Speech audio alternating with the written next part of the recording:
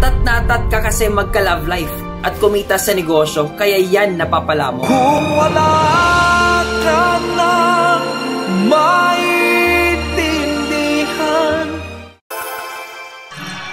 Bakit palagi kang sawi sa pag-ibig at lugi sa mga negosyo mo? Part 2. Atat na atat ka kasi. Ikaw ba yung tipo ng naniligaw na bago pa lang kayo nagkakilala, ay gusto mo na agad siyang maging jowa? Parang tulad lang din yan ng kakilala ko na kakasimula pa lang ng kanyang negosyo ay gusto na agad yumaman. Well, isa sa mga natutunan ko nung nagsisimula ako ay huwag kang magtrabaho para sa pera. Magtrabaho ka para matuto. Work to learn, not just to earn. Totoo naman talaga na kaya ka nga nagnenegosyo ay para kumita ng pera.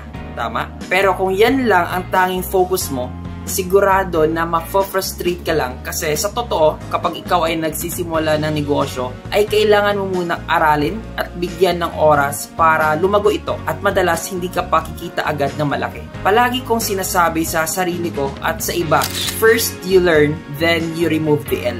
Kung gusto mo na mas matuto pa pagdating sa pagnenegosyo, meron kaming free webinar kung saan mo matutunan ang bagong klase ng negosyo. Kapag tinapos mo ito panoorin, ay matutunan mo din paano ka magkakaroon ng instant 15,000 pesos cash. Puntahan mo lang ang link na ito, sana makahabol ka pa.